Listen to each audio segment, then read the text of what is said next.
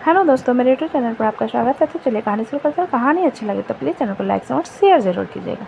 विप्लो के गुस्से भरी आवाज़ पर रविंद्रनाथ जी उसे घूरते हुए बोले, तमीज़ से रहो विप्लो। विप्लो रविंद्रनाथ जी के बात पर बोला, मैं क्यों चुप रहूँ? यहाँ पर किसी को किसी ने नहीं बुलाया। हम अपने दुख में साथ हो सकते हैं। अगर मेरा भाई चला गया तो इसकी सज़ा बनी को क्यों मिलेगी? वो नहीं पहनेगी सफ़ेद साड़ी। अगर आपको पहनना है तो आप पहन लो। अदिति कमरे की तरफ जाते हुए, आप लोग होते रहो झगड़ा, मैं जा रही हूँ। विप्लो अदिति की बात सुनकर बोला, जाओ बनी, कोई तुम्हें गंदे कपड़े नहीं पहनाएगा। तुम मेरे भाई की वाइफ हो। अदिति विप्लो की बात को सुनते हुए कमरे की तरफ चली जाती। सावित्री की रचना की तरफ देखते हुए बोली, रचना, क्या तुम्हें नहीं पता कि परंपरा क्या होती है? उसे सफ़ेद साड़ी पहननी होगी। विप्लो रचना के पास आकर उसके हाथ को पकड़ते हुए बोला, मॉम प्लीज़ उनकी बात मत सुनो। बनी को मत पहनाओ सफ़ेद कपड़े, वो मर जाएगी। रचना अपना हाथ पीछे कर नीलिमा की तरफ देखते हुए चलिए। विप्लो रोते हुए रचना से बोला, आपको सिर्फ इन दो कौड़ी के परंपराओं को पड़ी है। आपको किसी को फीलिंग्स का कोई लेना देना नहीं है। उसकी सारी मासूमियत चली जाएगी। मॉम प्लीज़ ऐसा मत कीजिए। मृत्युंजय रचना के हाथ को पकड़ते हुए बोला, प्लीज़ चाची ऐसा मत कीजिए। उन दोनों की शादी हुई नहीं थी। हमने झूठ बोला था। रचना मृत्युंजय की बात पर बोली, झूठ बोला था? मृत्युंजय जल्दी से अपना सिर हिलाते हुए बोला, हाँ, हमने झूठ बोला था क्योंकि शोभित उसे किसी और का नहीं होता हुआ देखना चाहता था। अमृत मृत्युंजय की बात सुनकर उसका साथ देते हुए बोला, मृत्युंजय बिल्कुल सही कह रहा है। हमने उनकी शादी करवाई ही नहीं है। हम सब ने प्लान किया था कि हम झूठ बोलेंगे। राजीव भी हम दोनों का साथ देते हुए बोले, ये लोग सही कह रहे हैं। पेपर्स तो मुझे बनवाने थे ना, मैं नहीं बनवा कर लाया था क्योंकि लड़कियों की शादी 21 साल की हो गई है और अभी सिर्फ 20 साल की है। कुछ महीने बाद उसे 21 होने वाला। और पंडित जी भी हमने वही कहा था कि उसे मुहूर्त पर शादी तय करें जब उसे 21 साल हो चुका हो। अभी अदिति शोभित की पत्नी नहीं है। भैरवी उन सबको घूरते हुए मजबूती से अपनी मुट्ठी बंद कर लेता है। रविंद्रनाथ जी उन लोगों की बात सुनने के बाद सावित्री जी से बोले, अदिति शोभित की पत्नी नहीं है, उसे सफ़ेद साड़ी नहीं पहनाया जा सकता। सावित्री जी अपना सिर हिलाते हुए बोली, ठीक है, हम नहीं पहनाएंगे। विप्लव वहाँ पर परे शव की तरफ अपने कदम बढ़ाकर बैठ जाता है। दीप सब लोगों की तरफ देखते हुए कहता है, शाम ढल रही है, हमें अंतिम विदाई की तैयारी करनी चाहिए। दीप की बात पर सब लोग अपना सिर हिलाते और तैयारी में लग जाते। पीताम्बर कांपते हुए कदमों से वहाँ पर लेटे शव के पास आकर बैठ जाते हैं। विप्लव एकटक शव को देखे जा रहा था। वो अचानक हंसते हुए बोला, हाँ हाँ हाँ भाई, आज सुबह कह रहे थे ना मेरा हाथ तोड़ दोगे। देखो मैं प्लास्टर निकाल कर आ गया और आप मेरा हाथ नहीं तोड़ सकते। तभी वहाँ पर शैलेंद्र आ जाते और ओमकार सारंग के साथ ध्रुवी और धैर्य भी पहुँच जाते हैं। ध्रुवी शव को देखकर घबरा जाती है और जल्दी से रिया के पास जाकर कहती है, अदिति कहाँ है? वो कमरे में है। रिया ने सिसकते हुए जवाब में, जिसे सुनकर ध्रुवी अपना सिर हिलाते हुए अपने कदम अदिति के कमरे की तरफ बढ़ा देती है। धैर्य मृत्युंजय के पास आकर, ये सब कैसे हुआ भाई? मृत्युंजय एक नज़र धैर्य को देखने के बाद बोला, एक्सीडेंट है, लेकिन किसी ने करवाया है। डोंट वरी भाई, हम पता लगा लेंगे। धैर्य ने मृत्युंजय की बात पर कहा। शैलेंद्र महक की तरफ देखते हुए बोले, महक अदिति कहाँ है? महक शैलेंद्र की बात पर बोली, अदिति अपने कमरे में है। तभी वहाँ पर रुद्र और फलक चार्ली भी आ जाते हैं। फलक शैलेंद्र को देख जल्दी से उसके पास जाकर बोली, डैड अदिति कहाँ है? शैलेंद्र कमरे की तरफ इशारा करते हुए बोले, अदिति अपने कमरे में है, तुम जाओ उसके पास। फलक अपने सिर हिलाते हुए अदिति के कमरे की तरफ चली जाती है। रुद्र की नज़र भैरवी पर जाती है, जिसे देखो मृत्युंजय के पास आकर कहता है, ये घड़ियाल यहाँ क्या कर रहा है? मगरमच्छ के आंसू बहाने आया है, अमृत ने दांत पिसते हुए कहा। जिसे सुनकर रुद्र अपनी मुट्ठी मजबूती से बंद करते हुए, पता नहीं क्यों ऐसा लग रहा है जैसे इन सब के पीछे इसी का हाथ है। मृत्युंजय रुद्र की बात पर बोला, वो तो समय बताएगा। रुद्र मृत्युंजय की बात सुनकर बोला, मेरे ख्याल से अब हमें अंतिम विदाई देनी चाहिए। रुद्र की बात सुन मृत्युंजय अपना सिर हिलाता और वो लोग बांस की सैया को चारों तरफ खड़े हो जाते हैं और शव को उठा लेते हैं। विप्लव उन लोगों को शव को उठाता हुआ देखकर उठने की कोशिश करते हुए, अरे आप लोग कहाँ लेकर जा रहे हो मेरे भाई को? अनमोल जाकर विप्लव को पकड़ते हुए बोला, विप्लव अंतिम विदाई का वक्त हो गया है, शाम ढल रही है। विप्लव अनमोल की खुद से दूर करते हुए बोला, तो ढलने दो ना, मेरे भाई को कहाँ लेकर जा रहे हो आप लोग? अनमोल विप्लव को पकड़े मृत्युंजय की तरफ देखते हुए बोले, आप लोग जाओ। मृत्युंजय अपना सिर हिलाता है और राम नाम सत्य है जाप के साथ वो लोग आगे बढ़ते हैं। विप्लव अनमोल से खुद को छुड़ाते हुए, मैं मार दूंगा आपको, बता रहा हूँ मेरे भाई को कहाँ लेकर जा रहे हैं वो लोग? आप बहुत बुरे हो। रिया विप्लव के पास आकर वो उसे गले लगाते हुए बोली, वापी। विप्लव कसकर रिया को गले लगा रोते हुए, देख ना रिया, तेरा बॉयफ्रेंड बहुत बुरा है, मेरे भाई को भेज दिया, अब मैं बनी को क्या कहूँगा? रिया विप्लव के पीठ पर हाथ चलाते हुए बोली, शांत हो जाओ, रोना बंद करो, हमें बनी को भी संभालना है। विप्लव रिया की बात पर रोते हुए बोला, मैं अपने डिमांड लेकर किसके पास जाऊंगा? जब मॉम मुझे डांटेगी तो कौन बचाएगा मुझे? बनी और मैं किसे परेशान करेंगे? भाई ने एक बार भी हमारे बारे में नहीं सोचा। वो लगातार शिकायत करे जा रहा था जिन्हें रिया और अनमोल सुन रहे थे। वहाँ पर सिर्फ विप्लव और अनमोल रह गए थे, बाकी सब लोग अंतिम विदाई के लिए जा चुके थे। अदिति का कमरा। अदिति स्टडी टेबल पर बैठी कॉपी में कुछ लिख रही थी। ध्रुवी बस बिस्तर पर बैठे उसे देख रही। फलक अंदर आती है तो ध्रुवी उसे होठ पर उंगली रखकर शांत रहने के लिए कहती है। फलक ध्रुवी के इशारे को देखकर अपना सिर हिला उसके बगल में आकर बैठ जाए। तभी वहाँ पर रचना आ जाती है और अदिति के पास जाकर कहती है, अदिति। अदिति अपनी भरी आंखों से रचना की तरफ देखती हुए बोली, मॉम वो जिंदा है ना? मुझे पूरा यकीन है वो अपनी कोकुन को छोड़कर नहीं जा सकती। मैं आज के बाद उन्हें कभी परेशान नहीं करूँगी। कॉल करके कहो ना वो वापस आ जाए। ये कहते हुए अदिति की आंखों से आंसू बह निकलते। रचना अदिति को गले लगा उसके बालों पर हाथ फेरते हुए बोली, अदिति, जा चुके लोग वापस नहीं आते, हमें खुद को बदलना होता है, उनके बगैर जीने की आदत डालनी होती है। अदिति कसकर रचना को गले लगा जोर जोर से रोते हुए बोली, लेकिन कैसे आदत डालूं मॉम? उनके आगे कुछ सोचा ही नहीं मैंने। मुझे तो ठीक से अपनी पसंद का डिजर्ट नहीं पता, मैं उनके बगैर कैसे जीऊँ?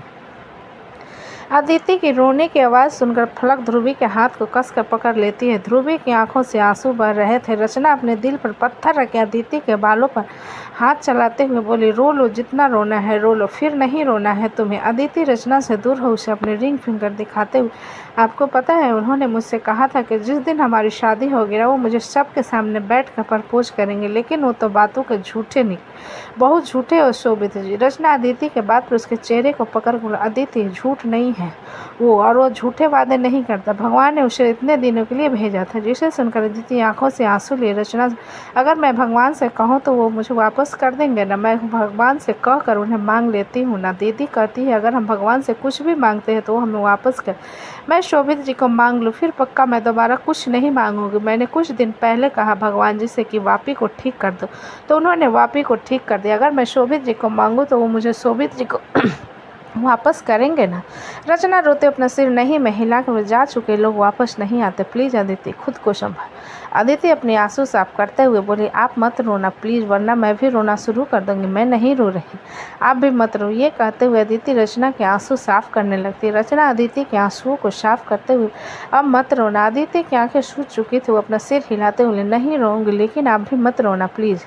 रचना अपना सिर हिलाते हुए ध्रुवी की तरफ देखकर बोले, ध्रुवी तुम अदिति के साथ रहो, मैं नीचे जा रही हूँ।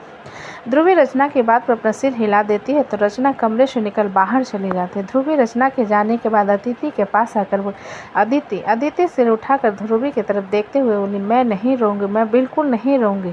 ध्रुवी अदिति के बात पर, अदिति खुद को संभालो, क्योंकि तुम्हें कमज़ोर करने वाले बहुत मिलेंगे, लेकिन तुम्हें सबसे लड़ना है। अदिति ध्रुवी की बात पर उसे देखते बोले, मुझे यहाँ नहीं रहना, जिसके लिए मैं यहाँ पर थी वो चला गया। फलक अदिति की बात पर बोले, तुम हमारे साथ रहोगे? हम पापा के साथ रहेंगे, मैं तुम्हें बहुत प्यार से रखूंगी अदिति। अदिति फलक की बात सुन उसकी तरफ देखते हुए बोली, दीदी। फलक जाकर अदिति को गले लगाते हुए, हम डैड के साथ रहेंगे, तुम बस रोना बंद करो। अदिति फलक के सीने से लगी बोली, मैं नहीं रोना चाहती, लेकिन ये आंसू रुकने का नाम नहीं ले रहे। ये कहते हुए अदिति के आंसू बह निकलते हैं। फलक उसके पीठ को सहलाते हुए उसे शांत करवाने लगती है। धीरे धीरे समय बीतने लगता है और सभी लोग शोभित की अंतिम विदाई से वापस आ जाए। भैरवी वहाँ से जा चुका था। शैलेंद्र सब लोगों की तरफ एक नज़र देखने के बाद मृत्युंजय से, मैं अदिति को अपने साथ लेकर जाना चाहता हूँ। मृत्युंजय शैलेंद्र की बात पर उसे देखते हुए बोला, अदिति मेरे भाई के मंगेतर है और मेरी बहन है, वो यहाँ से कहीं नहीं जाएगी। शैलेंद्र मृत्युंजय की बात सुनकर, अब तुम्हारा भाई इस दुनिया में नहीं रहा, मैं अदिति का पिता हूँ, मेरा पूरा हक है उसे अपने साथ लेकर जाने का, इसलिए मुझे अदिति को लेकर जाने दो। अमृत शैलेंद्र की बात सुनकर बोले, ये अदिति का घर है, हमें उसके यहाँ रहने पर कोई एतराज़ नहीं है, तो बेहतर होगा आप उसे लेकर जाने की बात ना करें। यह सुनकर शैलेंद्र थोड़े गुस्से में बोले, मेरी बेटी महज 20 साल की है, जो आदमी मर गया क्या उसके लिए मैं उसकी पूरी ज़िंदगी इस नरक से गुजरता हुआ देखूंगा? नहीं, उसे अपनी ज़िंदगी में आगे बढ़ाना होगा। मृत्युंजय शैलेंद्र की बात पर बोला, अदिति अपनी ज़िंदगी में आगे बढ़ेगा और हम उसे ज़िंदगी में आगे बढ़ाएंगे और आपको फिक्र करने की, नाटक करने की ज़रूरत नहीं। फलक अदिति को लेकर नीचे आते हुए, अदिति यहाँ नहीं रहना चाहती। फलक के बात सुन सभी लोग सिर उठाकर उसके तरफ देखते हैं। यहाँ अदिति बिल्कुल गुमसुम से चुपचाप खड़ी हुई थी। महक फलक के बात सुन उसे देखते हुए, ये तुम क्या कह रही हो फलक? फलक महक की बात पर अदिति की तरफ इशारा करते हुए, अदिति यहाँ नहीं रहना चाहती। मृत्युंजय अदिति के सामने आकर बोला, अदिति तुम यहाँ नहीं रहना चाहती?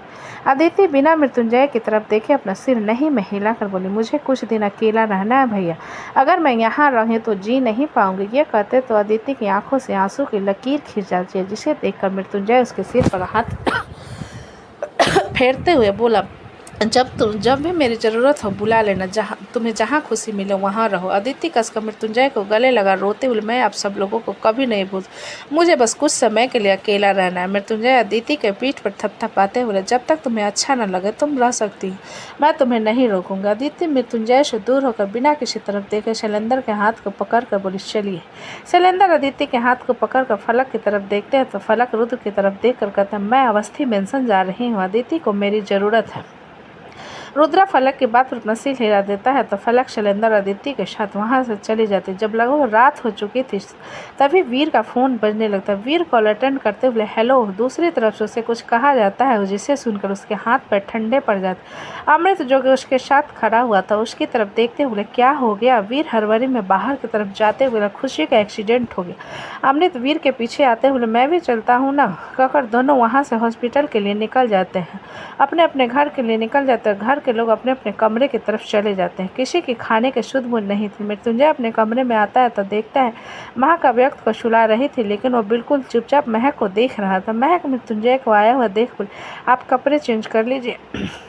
मृत्युंजय महक की बात पर अपना सिर हिलाते हुए अपने कदम आगे की तरफ बढ़ाता है तो कारपेट में उसका पैर उलझ जाता और वो वहीं पर घुटने का पल गिर जाता है। महक जल्दी से मृत्युंजय के पास जाकर उसे उठाते हुए, आपका ध्यान कहाँ है? मृत्युंजय अपना सिर झुकाए नम आवाज़ में बोला, मैं हार गया महक, मैंने अपने बच्चे जैसे भाई को खो दिया, मैंने तो अपने गुरूर को खो दिया। ये कहते हुए मृत्युंजय की आंखों से आंसू की लकीर गालों पर खींच उसने जब तक जो खुद को कंट्रोल करके रखा था उसका सब जवाब दे चुकी थी। महक मृत्युंजय के चेहरे को पकड़ ऊपर कर उसे गले लगाते, आप कभी नहीं हार सकते, प्लीज़ रोना बंद कीजिए, अगर आप रोने लगेंगे तो घर वालों को कौन संभालेगा? ये कहते हुए महक रोना शुरू कर।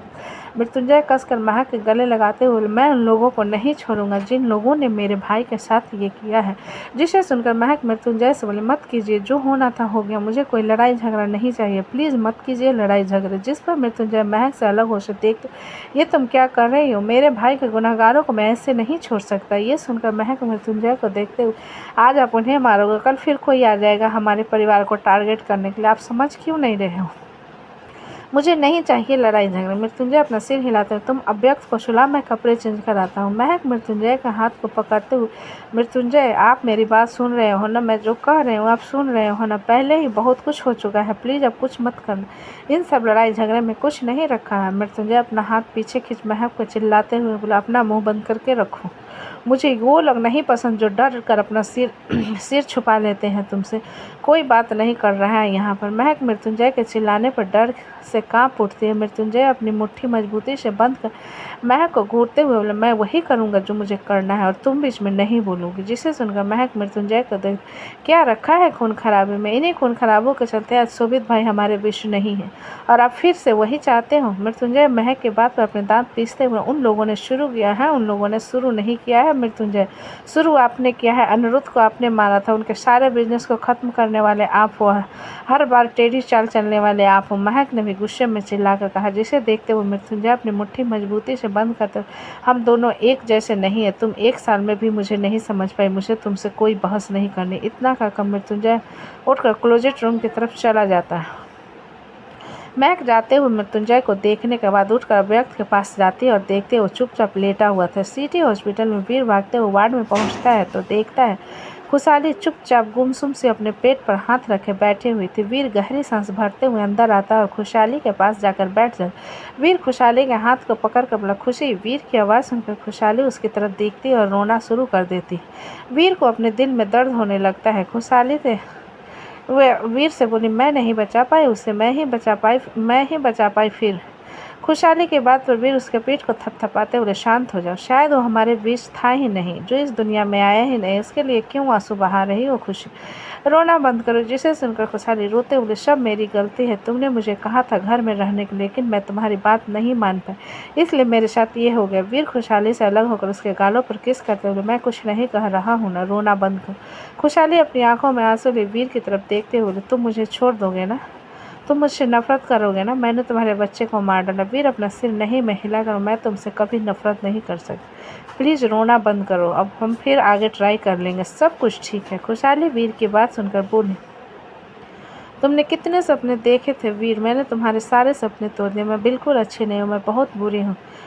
इसके आगे और कुछ मत कहो, तुमने कुछ नहीं किया है, जो कुछ भी हुआ ये एक हादसा था, रोना बंद करो और सो जाओ। वीर ने खुशहाली के होठों पर उंगली रखते, जिसे देखकर खुशहाली वीर के हाथ को अपने हाथों में भरते हुए, तुम मुझे छोड़कर नहीं जाओगे ना, तुम मेरे साथ रहोगे? वीर खुशहाली के हाथों को अपने होठों से लगाकर बोला, मैं तुम्हें कभी छोड़कर नहीं जाऊँगा, तुम सो जाओ, डॉक्टर ने कहा है कि तुम्हें आराम की जरूरत। इतना कहकर वीर खुशहाली को बिस्तर पर लिटा देता है और धीरे धीरे उसके माथे को सहलाने लगता है। दवा के असर के कारण खुशहाली को जल्दी ही नींद आ जाती है। वीर खुशहाली को ब्लैंकेट से कवर कर वार्ड से बाहर आता है तो अमृत अभी भी बाहर खड़ा हुआ था। वो वीर को आया हुआ देख कर बोला, तुम ठीक हो? खुशहाली ठीक तो है ना? वीर अपने चेहरे को हाथों में भर लेता और सिसकने लगता है। खुशहाली को शांत करवाने के लिए उसने खुद को संभाल रखा था, लेकिन उसने भी अपने बच्चे को खोया था। अमृत वीर के कंधों से पकड़ कर बोला, वीर शांत हो जाओ, हमारी ज़िंदगी ही ऐसी होती है, पल भर में खुशी और पल भर में दुख, ये सिक्के के दो पहलू। वीर अमृत के बात पर रोते हुए बोला, समझ नहीं आ रहा है मैं क्या करूँ, अभी उसे संभाल लिया, बाद में क्या करूँगा, मुझसे नहीं संभाला जाएगा अमृत। तो दोस्तों कहानी कैसी लगी मुझे कमेंट में लिखें, अच्छी लगे तो प्लीज़ चैनल को लाइक करें, सब्सक्राइब